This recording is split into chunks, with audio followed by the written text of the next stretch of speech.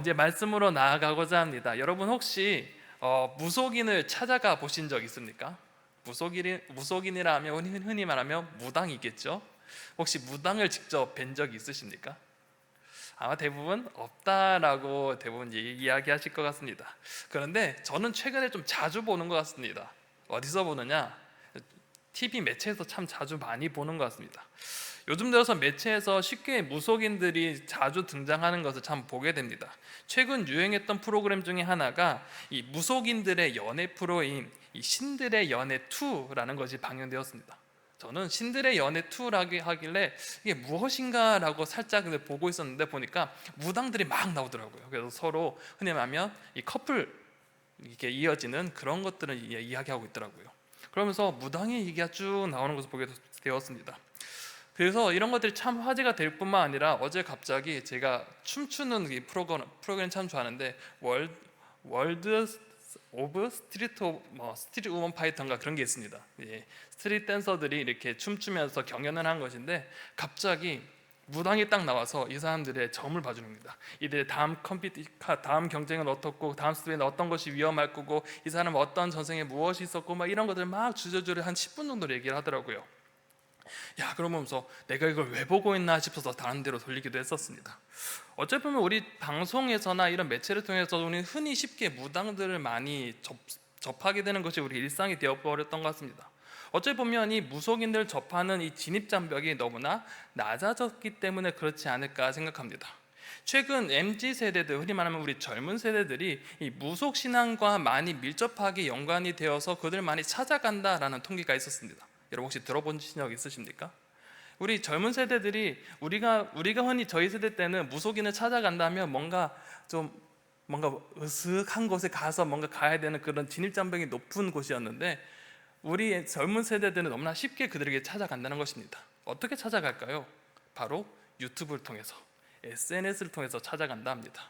무속인들이 혹여나 인플루언서가 되어서 많이 그 유튜브나 아니면 SNS 통해서 자신의 이야기들을 막 올린다고 합니다.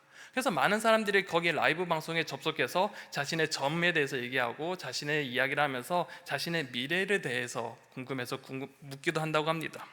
그러면서 점점 이 젊은 세대들에게 이러한 것들이 진입장벽이 낮아진 것뿐만 아니라 그들만의 놀이문화로 인하여서 점점 거부감이 없이 무속인들을 대하는 것들을 우리는 보게 됩니다. 그러면서 우리는 한 가지 질문을 하게 됩니다. 우리는 왜 무속인들을 찾아갈까요? 이거는 어제 오늘뿐만 아니라 오랜 시간 동안 많은 사람들이 무속인을 찾아가는 이유는 단 한 가지밖에 없던 것 같습니다. 무속인이 어떤 사람입니까? 우리가 아는 그 무속인은 신과 인간을 이어주는 매개 역할을 하는 사람이라고 알고 있습니다. 신과 인간을 함께 헤아릴 수 있는 존재로 많은 사람들이 인식하고 있습니다. 사람들이 그래서 무슨 일이 일어날 때, 앞날에 대한 고민이 있을 때, 불확실한 것에 대한 확신을 가지고 싶을 때 어떻게 할까요? 바로 무속인들을 찾아가곤 합니다. 그리고 그 속에 그들의 말을 통하여서 평안과 위로를 얻는다고 합니다. 그런데 참 신기한 것은 이러한 모습이 우리의 성경 속에도 드러나 있다는 것입니다. 오늘 본문의 앞에 보면 우리가 잘 알고 있는 금송아지 사건이 나타납니다. 이스라엘이 출애굽한 후에 가나안 땅으로 향해 가던 중 시내산에서 하나님과 언약을 맺게 되었습니다. 하나님은 이스라엘의 하나님이 되고 이스라엘은 하나님의 백성이 되겠다는 그 언약을 맺게 되었습니다. 그리고 하나님은 모세를 시내산으로 불러서 백성들에게 하신 말씀을 전하고 있었습니다. 그리고 백성들은 그 시내산 밑에서 기다리고 있었던 것입니다. 그런데 이 시간들이 하루 이틀이 지났습니다. 10일, 20일이 지났는데 모세가 내려오지 않는다는 것입니다. 그런데 그 시간이 점점 지날 때마다 이 이스라엘 백성들은 점점 불안감이 커지기 시작했습니다. 자신들을 이끌었던 리더, 자신의 삶을 이끌어갔던 가나안 땅을 인도했던 그 모세가 30일, 40일이 지나도 모습이 보이지 않으니 그들 마음속에 무엇인가 불안함들이 샘솟기 시작했던 것 같습니다. 어찌 보면 그들 가운데 언젠가부터 자신들이 이끌었던 모세, 하나님의 뜻을 전달했던 모세가 어느 순간 자신들에게 우상이 되어버렸던 것이 아닐까 생각합니다. 하나님의 뜻을 받고 우리를 이끌어주는 삶, 어쩌면 하나의 무당과 같이 여겨지지 않았을까라고 생각도 해보았습니다. 어쨌든 중요한 것은 그들이 모세가 없는 그 순간에 한순간에 삶의 방향성을 잃어버렸다는 것입니다. 자신을 인도해낼 인도자가 없다는 생각에 그들은 혼란을 겪었던 것입니다. 모세가 그들에게 어떠한 존재였기에 그들이 모세가 없다고 이러한 혼란을 겪었을까? 아까 말했던 것처럼 모세는 하나님과 백성 사이를 이어주는 사람이었습니다. 언제나 하나님의 말씀을 백성들에게 전달했던 사람이고 백성들의 필요를 하나님께 전달했던 사람이었습니다.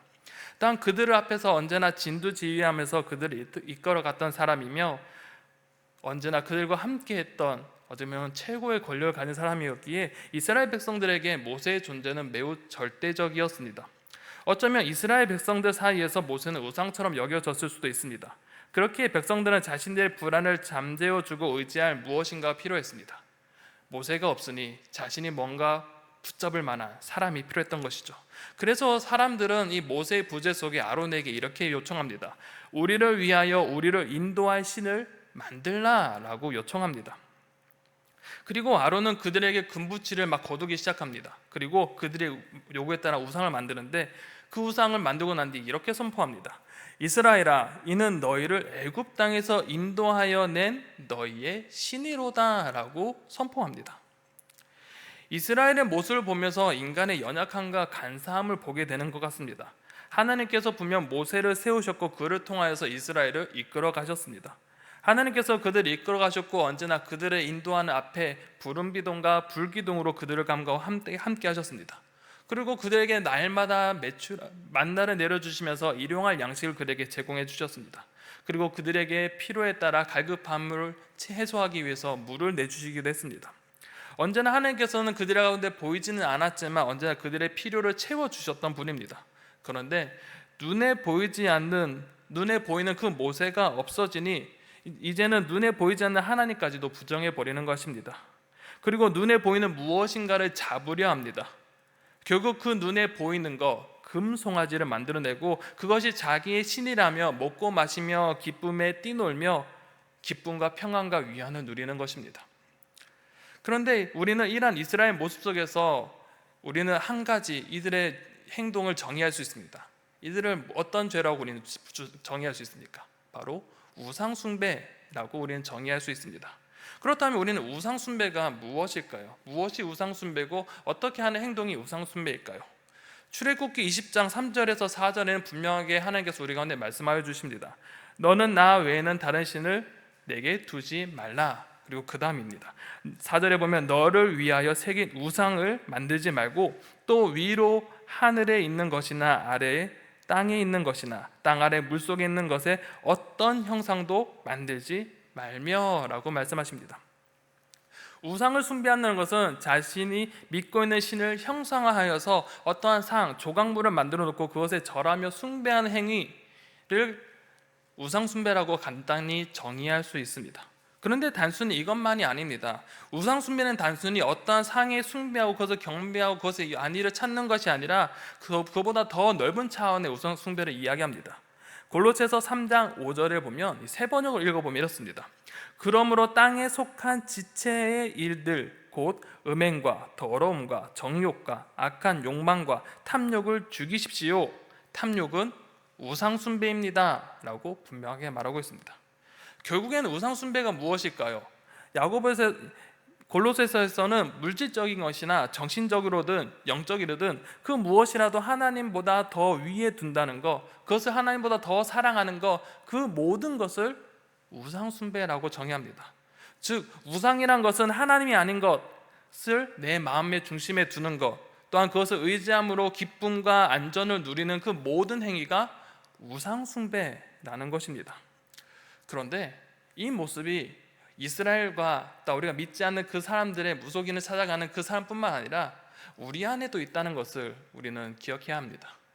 물론 저 또한 이런 우상 숭배를 했던 경우가 참 많이 있더라고요. 몇 년 전 일이었습니다. 제 부끄러운 얘기를 하나 한번 해보고자 합니다. 몇 년 전에 제 지인이 한번 이렇게 제안을 하더라고요. 상현아, 너 목사잖아. 그런데 너 주식에 투자를 해야 돼. 너의 노후를 위해서는 이제는 투자를 해야 된다라고 이제 요청하는 것입니다. 그래서 저는 처음에 이렇게 생각했습니다. 나 그런 거 관심 없어, 안 해라고 이제 거절을 했습니다. 그런데 이 친구가 너무나 간곡하게 제발 내 말을 듣고 한번 따라보라고, 뭐 이게 불법도 아니고 정당한 투자다, 투기가 아니고 투자를 하는 거다, 해봐라 라고 하는 것입니다. 그래서 뭔가 좀 계속 거절하다가 그때 당시 휴가 기간이라서 에이 그래 한번 네 말 듣고 한번 해보자 해가지고 계좌 하나를 틀었습니다. 주식 계좌 하나를 딱 틀어가지고 만들어서 친구가 추천하는 것 딱 한 줄을 속는 셈 치고 사봤습니다. 자, 그런데 신기하게도 주식을 사니까 어떤 일이 일어나느냐, 매일매일 그 주식창을 확인하게 되더라고요. 어떻게 됐지? 처음엔 신기하게 막 들어가 봅니다. 그런데 신기하게 1%가 오르더라고요. 수익률이 1%가 올라갑니다. 그런데 그 다음날에 보니까 한 3% 오르는 것입니다. 신기하대요. 그래서 또 틈틈이 갔는데 5%도 됐다가 갑자기 1% 됐다가 갑자기 어느 순간가 10%까지 올라가는 것입니다. 자, 너무나 신기하더라고요. 진짜 뭐 새로운 영역을 보는 것 같았습니다. 그런데 이게 10% 20% 갔다고 이제 중요한 게 아니라 갑자기 50% 60% 이게 100%가 되니까 사람의 마음이 정말 간사해지더라고요. 어느 순간인가 내 마음속에 욕심이 찾아오는 것입니다. 그러면서 내 마음속에 이러한 질문을 하게 되더라고요. 아, 왜 한 주만 샀지? 좀 더 사야 되는 거 아닌가? 지금이라도 사야 되는 것 아닌가? 라는 욕심이 계속적으로 샘솟기 시작합니다. 그러다 보니까 어느 순간인가 이런 생각까지도 하게 됩니다. 야, 이거 가지고 조금 더 해가지고 조금 더 많이 수익을 얻게 되면 내 딸에게 좋은 학원을 보낼 수 있고 내가 조금 더 안정적인 삶을 살 수 있지 않을까라는 생각이 제 마음속에 들어옵니다. 그리고 더 계속적으로 이제 주식이 오르다 보니까 어느 순간인가 마음속에 더 큰 욕심이 찾아옵니다. 아, 더 해야 되나? 그리고 더 하루 종일 이 주식창을 보게 되는 것입니다.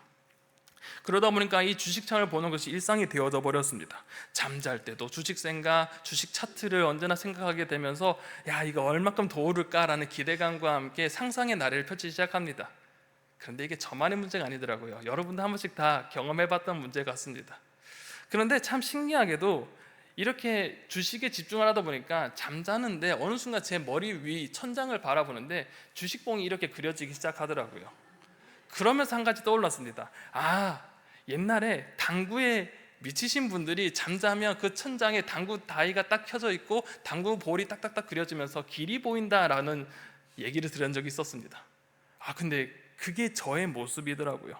그런데 이것을 보니까 어느 순간 제 마음속에 스쳐지가는 한 가지 이야기가 있었습니다. 어느 순간인가 이 주식이라는 것, 이 돈이라는 것이 내 마음속에 우상이 되어버렸던 것입니다. 하나님에 대해서 안정감 누리고 기쁨 누리고 찾기보다는 어느 순간인가 이 돈에 대해서 나의 마음의 안정감을 누리고 있더라고요. 주식 투자가 나쁜 게 아니라 나의 마음의 문제가 걸려버린 것입니다. 어느 순간인가 이 주식 투자가 이 돈이라는 것이 내 삶에 유익을 주는 것이지만 이것을 너무나 푸심하게 붙잡고 사니까 내가 정말 정작 누려야 될 것을 잊고 놓치고 살았던 것입니다. 어찌 보면 하나님보다 그 돈, 더 나아가서 내 마음속에 안에 있는 미래에 대한 안정감을 붙잡고 있었던 것이 아닐까. 그 마음이 싹 스쳐 지나가는 것입니다. 아, 이러면 안 되겠다라는 생각이 들겠습니다.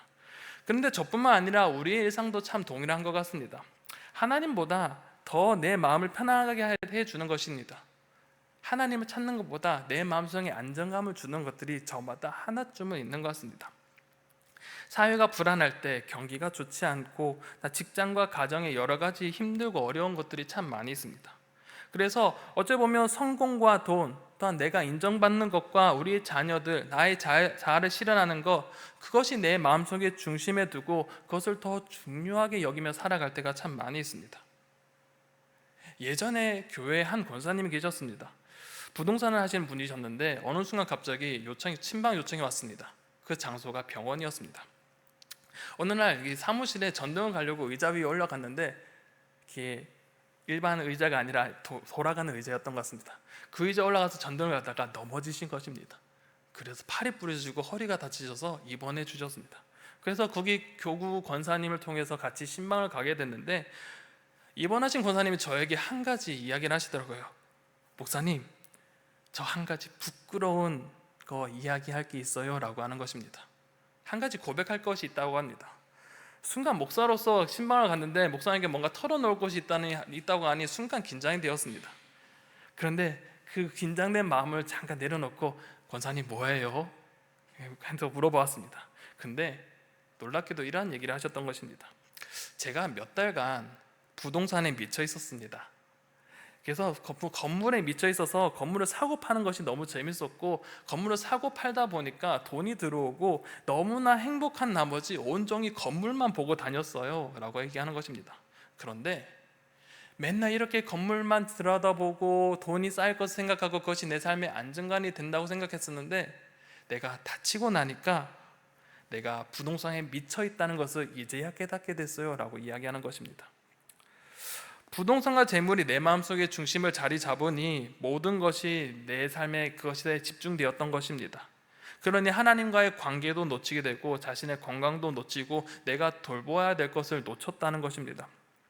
되돌아보니까 모든 것이 헛된 것을 붙잡고 살아왔던 나의 모습이 너무나 부끄러웠다라고 고백하셨습니다. 우리는 하나님을 사랑한다고 하면서 하나님 내 삶의 중심이라고 고백하며 하나님을 의지한다고 살아간다고 우리는 너무나 고백하고 잘 알고 있습니다. 그런데 어느 순간 우리는 이 권사님과 같이 살아가는 것이 우리의 일반적인 모습이 아닐까 생각되어집니다. 우리의 불안한 현실을 살다 보니까 내 눈앞에 보여지는 그런 현상들이 나를 붙잡게 됩니다. 오히려 내 눈앞에 보이지 않는 하나님보다는 내 앞에 가지고 있는 것, 내가 취할 수 있는 것, 내 손에 쥐어진 것을 통해서 내가 평안을 누리고자 하는 것, 그것이 우리의 마음이지 않습니까? 어려운 일 찾아올 때 하나님 도와주세요 라는 기도보다 우리는 어떤 생각을 하고 있습니까? 내가 어떻게 이것을 대처할 수 있지? 내 수중에 내 잔고에 얼마가 들어있지? 이걸로 내가 막을 수 있을까? 먼저 그런 생각을 하게 됩니다. 하나님 도와주세요 보다는 나의 경험이 먼저 내 삶을 돌아보게 하고 나의 힘으로 어떤 어려운 것을 해결하고자 나의 경험들을 이용합니다. 그리고 이런 것이 점점 깊어지고 오래 지속되다 보면 어느 순간인가 하나님은 내 삶과 전혀 관계없이 멀리 계시는 분처럼 여겨질 때가 있습니다. 우리의 힘만으로 내 삶을 살고자 그리고 아등바등 살아가고 있습니다. 내 마음 한켠에 저 멀리 하나님을 내버려둔 채 우리는 나의 힘으로 나의 삶을 살아가기도 합니다. 또한 하나님을 저 귀퉁이에 몰아넣는 것을 모자라서 어느 순간 내 방 한켠에 어떤 한 방에 몰아넣고 그것에 문을 잠궈놓고 내 삶을 살아갑니다. 그리고 내가 필요할 때마다 하나님을 찾아갑니다. 그 문을 열고 하나님 이러면서 쫓아가서 물어봅니다. 어떻게 해야 되죠? 묻습니다. 우리가 필요할 때만 하나님께 나아가서 또한 이렇게 푸념하지요. 주님 어떻게 해야 될까요? 주님 내가 이게 힘든 건데 이 힘든 일이 있는데 주님 왜 안 풀리죠? 주님 나에게 도대체 뭘 해주시는 겁니까? 이렇게 푸념할 때도 있습니다. 그런데 참 신기한 것은 이런 어려움이 있을 때 언제나 나를 위해서 애써주고 조언해주시고 어떤 힘을 주시는 분이 있다는 사실이 참 놀라운 것 같습니다. 같이 병원 신방을 갔던 그 권사님이 이 부동산 얘기를 듣자마자 그 권사님의 어깨를 착 때리는 것입니다. 그러니까 내가 옆에 있을 때 그렇게 하면 안 된다고 막 이러면서 잔소리를 시작하시는 것입니다. 내가 너 그러다가 벌 받는다고 했니 안 했냐라고 부터 시작해서 다치고 나서 그것을 깨달은 거야 하면서 핀잔을 주기도 하시면서 마지막에 이런 얘기를 하십니다. 내가 너를 위해서 얼마나 기도한 줄 알아? 라고 말씀해 주시는 것입니다. 옆에는 제가 참 민망할 정도로 잔소리 심하게 하시더라고요. 그런데 그 권사님의 마음속에 따뜻한 애정 어린 그 마음들이 참 많이 느껴졌습니다. 언제나 그 옆에서 기도해 주시고 격려해 주시고 충고해 주시고 신앙적으로 바로 설 수 있도록 언제나 잔소리해 주시는 그 권사님, 그 기관총같이 날아오는 잔소리 총알에도 권사님이 이렇게 반응하시더라고요. 그러게요 언니, 내가 그때 미쳤나 봐 이러고 말씀하시면서 이제 돌아가야지 권사님 고마워 라고 얘기하시는 것입니다. 함께 가셨던 권사님은 언제나 그 병상에 있던 동생 권사님을 친동생처럼 여기시고 사랑하며 신앙적으로 잘 설 수 있도록 언제나 격려하고 기도하셨던 분이었습니다. 늘 그를 위해 기도하고 엇나갈 때마다 항상 아파하면서 하나님께서 그의 삶을 돌이킬 수 있도록 기도하며 옆에서 애쓰셨던 분이었던 것입니다. 아마 우리의 삶에도 이러한 분들이 한 분쯤 있는 것 같습니다. 아마 우리 좌우 옆에 분을 돌아보면 언제나 나를 위해 기도해 주시는 기도의 동역자들이 참 많이 있습니다. 그렇지 않습니까? 내가 힘들고 어려울 때 나를 위해서 묵묵히 기도해 주시는 분, 누군가 나를 위해 기도한다는 그 찬양의 가사처럼 언젠가 우리 삶을 위해서 늘 옆에서 기도하고 애써 주시는, 우리를 언제나 관심 갖고 잔소리해 주시는 어머니와 같은 따뜻한 분이 우리 주변에 있다는 사실입니다. 언제나 어려울 때, 행복할 때, 어떤 상황 속에서 나를 위로해 주시고 기도해 주시는 분, 그분이 있었기에 우리가 오늘 여기까지 올 수 있었던 것이 아닐까 생각해 봅니다. 또한 이스라엘 백성도 또한 그랬습니다. 그들이 엄청난 죄악에 빠져 있을 때 그들은 하나님의 진노로 진멸의 위기에 놓여져 있었습니다. 그때 하나님 앞에 그 진노를 가로막은 한 사람이 있었습니다.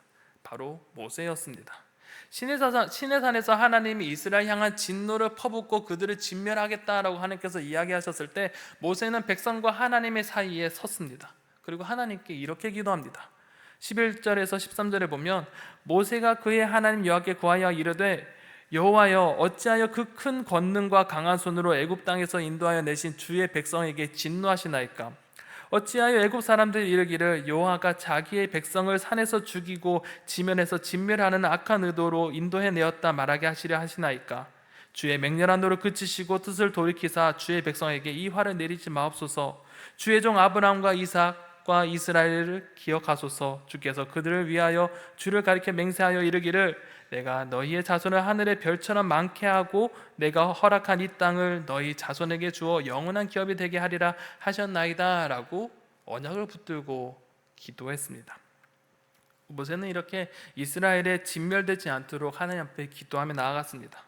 하나님께 이스라엘과 맺은 그 언약들, 조상 아브라함과 이삭과 야곱과 맺은 그 언약을 기억해 달라고, 그리고 하나님의 명예를 위해서 제발 그들을 용서하고 진멸하지 말아달라고 모세는 간곡하게 기도합니다. 그의 간곡한 이런 기도 덕분에 다행히 하나님의 진노는 누그러집니다. 하나님의 진노가 이렇게 멈춘 후에 모세는 산 위에서 이제 내려가기 시작합니다. 그런데 모세의 눈앞에 펼쳐진 이 백성들의 모습은 매우 처참해 보였습니다. 온갖 추잡한 제의의 그 현장을 보면서 하나님의 그 진노를 이해할 수 있었습니다. 모세는 하나님의 분노와 탄식을 대변하면서 그들의 행위를 보면서 그가 가지고 있던 그 돌판을 깨어버립니다. 마치 그들이 우상 숭배하면서 하나님과 그 약속을 깨어버린 것처럼, 그 하나님의 그 언약이 깨어진 것처럼 그 돌판을 깨어버린 것입니다. 그리고 모세는 그 금송아지를 불에 태우고 그 재로 제물을 만들어서 백성들에게 마시게 합니다. 그들의 죄에 대한 징벌을 집행하였던 것입니다. 그런데 참 신기한 것은 이렇게 모세가 나타나서 이렇게 징계하면서 징벌을 집행했는데도 여전히 그들의 죄악은 여전히 방만하게 더 큰 죄악으로 나아갑니다. 더 방자하게 행했던 것입니다. 결국에는 그 방자 행위 때문에 어떻게 되었습니까? 동족 간의 살육가는 그 비참함을 경험해야 됐습니다. 동족 간의 그 살육이 일어나는 그 이후 모세는 다시 한 번 더 이스라엘을 위해서 하나님 앞에 나아갑니다. 그리고 하나님께 다음과 같이 기도합니다. 31절과 32절에 보면 모세가 여호와께서 다시 나아가 여짜오되 슬프도소이다. 이 백성이 자기들을 위하여 금신을 만들어 싸우니 큰 죄를 범하였나이다. 그러나 이제 그들의 죄를 사하시옵소서. 그렇지 아니하면 원하건대 주께서 기록하신 책에서 내 이름을 지워버려 주옵소서. 모세는 이 백성을 살리기 위해서 무엇이든지 하고자 했습니다.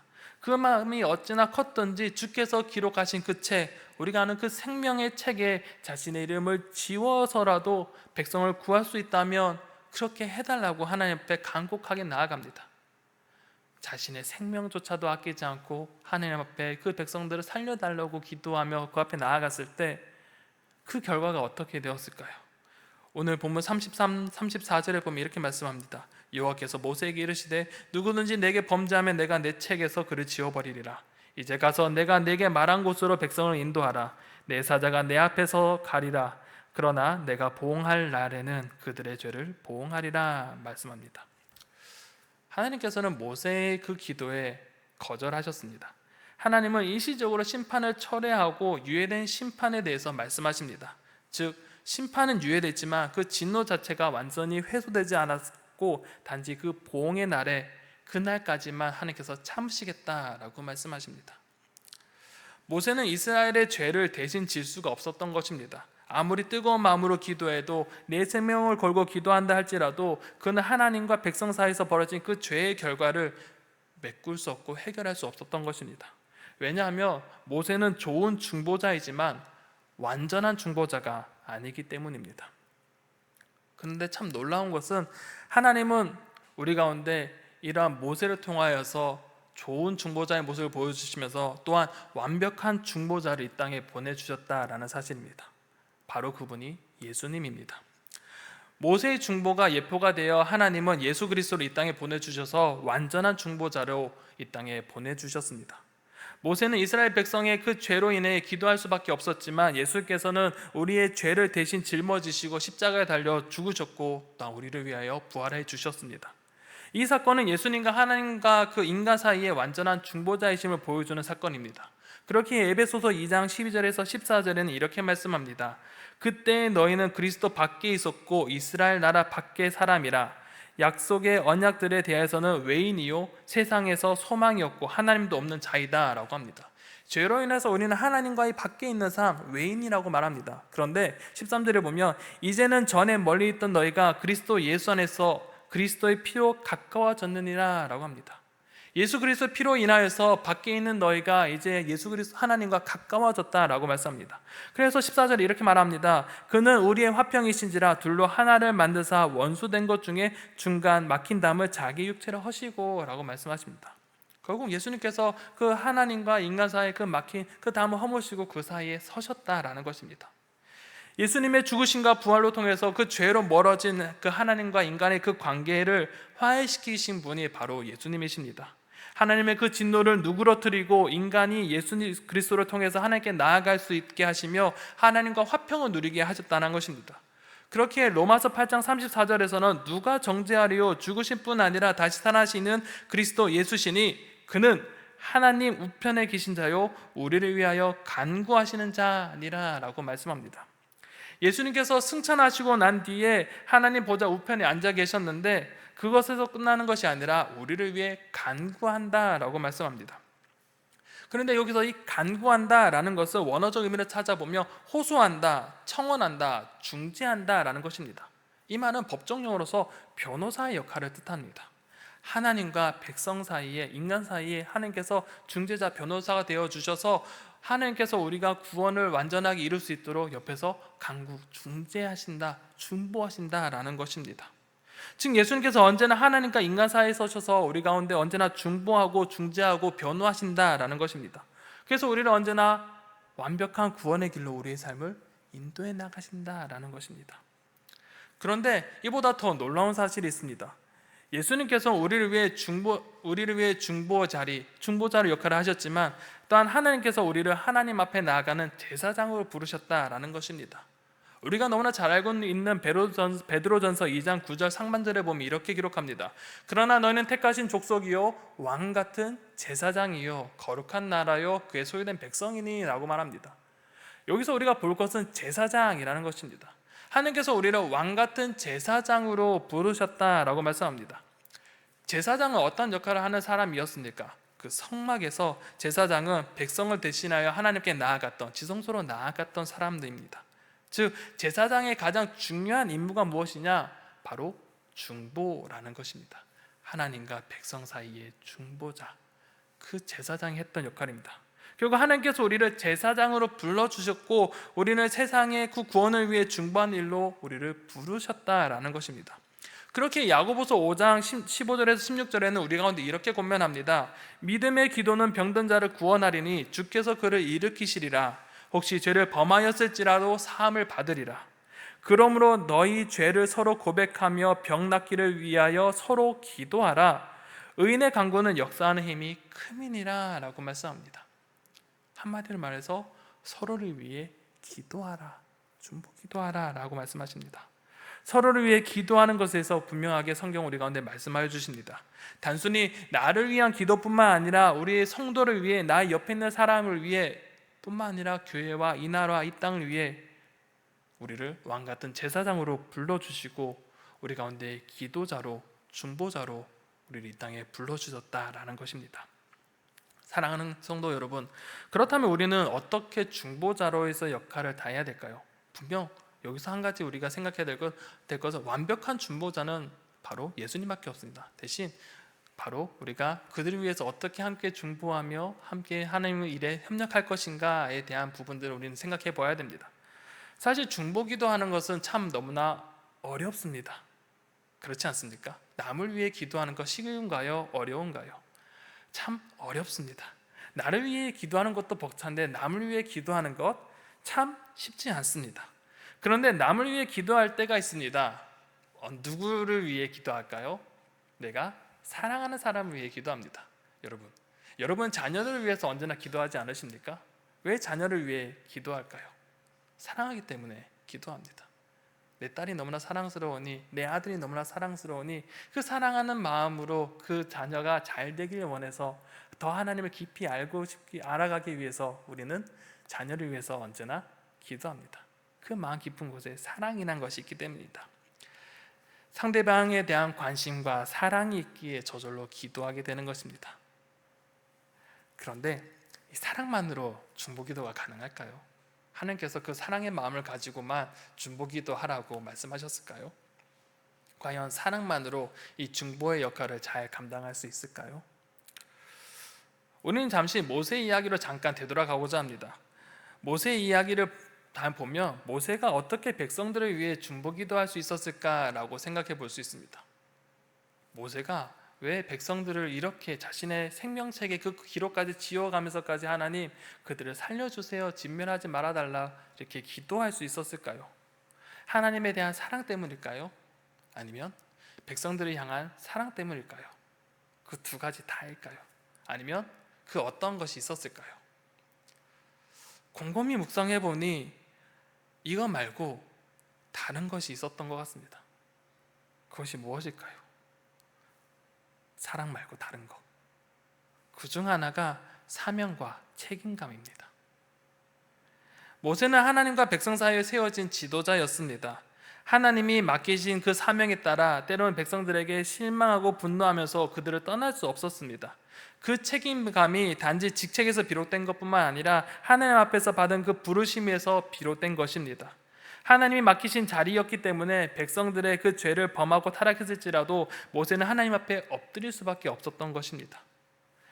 여기서 우리는 중보자의 삶의 본질을 다시 한 번 더 생각해 나게 됩니다. 중보기도자, 이 중보자는 바로 사명과 책임감에 서 있는 사람입니다. 그리고 그 책임은 하나님 앞에서 받은 것이라는 것입니다. 자, 예를 들어 제가 목사였지 않습니까? 제가 정말 미워하는 사람이 있다고 생각해 봅시다. 제가 미워한다고 이 사람 위해 기도할 수 있을까요? 없을까요? 기도해야 될까요? 말아야 될까요? 기도해야겠지요. 사랑하지 없는데 왜 기도할 수 있을까요? 하나님께서 나에게 목사라는 사명을 주셨고 부르심을 주셨기 때문에 거기에 대한 책임이 있기에 기도할 수 있는 것입니다. 그렇기에 우리는 사랑만으로 기도하는 것이 아니라 하나님께서 여러분을 부르신 그 부르심과 그 책임감 때문에 우리는 중보 기도를 해야 될 수밖에 없는 것입니다. 중보기도는 단순한 기도가 아닙니다. 하나님의 마음을 품고 하나님의 뜻이 이루어지기를 간구하며 때로는 죄 가운데 있는 사람을 위해 눈물을 흘리고 기도하는 것, 내가 미워하는 사람일지라도 주님께서 주신 그 부르심과 사명이 있기 때문에 그를 위해서 기도해야 된다는 것입니다. 바로 예수님께서 그렇게 하셨기 때문입니다. 죄인이 우리를 위하여서 십자가를 위해 몸에 찢기고 피를 흘리시면서도까지 그 사명을 이뤄가신 것, 기도하신 것, 지금도 하늘 보좌 위에서 우리를 위해서 간구하시는 그것, 그것이 바로 하나님께서 한 예수 그리스도의 그 사명을 이뤄가신 그 모습 때문에 우리도 그렇게 해야 된다는 것입니다. 그렇기에 우리는 오늘도 힘들고 어렵지만 주님께서 그 맡겨주신 사명, 그 책임이 있기에 나뿐만 아니라 옆에 있는 이들을 위해서 기도해야 되고 교회와 나라를 위해서 기도해야 된다는 것입니다. 사랑하는 성도 여러분, 이제 우리 함께 서로를 위해 기도하는 사람들이 되었으면 좋겠습니다. 우리 옆에 아까 제가 옆에 말씀을 전하기 전에 어떻게 인사말을 했죠? 제 옆에 함께 예배드려서 참 감사합니다 라고 했습니다. 하나님께서 옆에 여러분을 붙여주신 이유가 무엇일까요? 단순히 하나의 모임으로 불러주셨을까요? 그것뿐만 아니라 함께 기도하기 위해 서로를 위해 기도하라고 내 옆에 권사님, 장로님, 집사님을 붙여주신 것입니다. 그렇기에 우리가 서로를 위해 기도하는 우리의 공동체가 되었으면 좋겠습니다. 내 옆에 있는 교회를 한번 바라볼까요? 내 옆에 우리 예쁘고 아름다운 멋있는 우리 성도님들 옆에 계십니다. 이를 위해서 오늘 저녁 한번 기도했으면 좋겠습니다. 내 옆에 있는 권사님을 위해 주님, 권사님을 생각하며 장로님을 생각하며 집사님을 생각하면서 오늘 저녁 그분을 위해 한번 기도했으면 좋겠습니다. 그리고 교회와 이 나라를 위해 기도해 주셨으면 좋겠습니다. 이렇게 우리의 명륜중앙 공동체가 서로를 위해 함께 기도하기를 소망합니다. 또한 주님께서 주신 그 사랑과 사명, 그 책임감을 가지고 서로를 위해, 또한 교회를 위해, 이 나라와 이 땅을 위해, 하나님의 나라를 위해 함께 기도하는 저와 여러분들이 되시기를 간절히 소망합니다.